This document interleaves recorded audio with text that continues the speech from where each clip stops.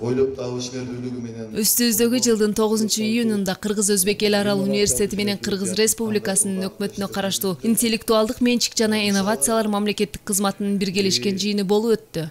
Иш-чарага Кыргыз Республикасынын министрлер кабинетинин алдындагы интеллектуалдык менчик жана инновациялар агенттигинин жетекчилиги, жогорку окуу жайларда иштеп жаткан окумуштуу ойлоп табуучулар, чыгармачыл адамдар, автордук укуктун корголушу боюнча иш алып барган эл аралык адистер катышты.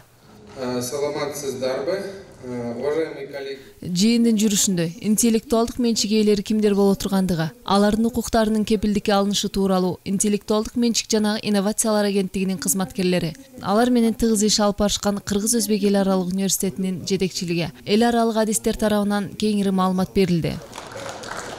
Андан соң ойлоп табуучулар жана чыгармачыл адамдар тарабынан белгиленген автордук укук багытындагы кайдыгерлик жана көйгөйлүү маселелер ортого ташталды. Ар бир чыгарма өзүнүн аты коюлуш керек, мыйзам чегинде даректүү документтештирилиш керек.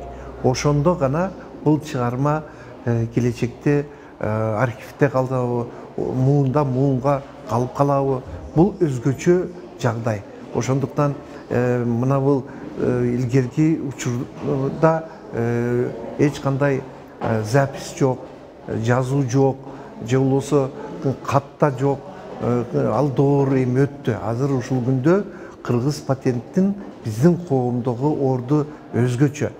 Ошондуктан мен чакырып кетет элем, мыйзам чегинде кыргыз патент менен ар бир чыгармачыл инсан, ар бир чыгармачыл инсандар эмес, жалпы эле инновациялык изденген инсандар сөзсүз патент менен иштеш керек. Өлкөбүздүн патенттик системасы интеллектуалдык менчиктин санариптик чөйрөдө корголушунун усулдук жол-жоболору каралды. Жыйындын жүрүшүндө иш-чаранын катышуучулары Кыргыз-Өзбек эл аралык университетиндеги инженердик технологиялык факультети тарабынан даярдалган Fashion 2022 көргөзмөсү менен таанышышты.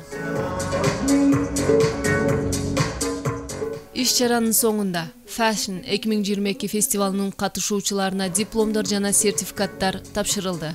Жыйынга катышкан интеллектик менчик жаратмандары өздөрү үчүн пайдалуу маалыматтарды алгандыктарын белгилешти. Ошол интернетке кантип жаштар кирип, кантип ошону пайдаланыш керек, алар жөнүндө кеп кеңештерди айтып атасыздар. Абдан чоң рахмат сиздерге.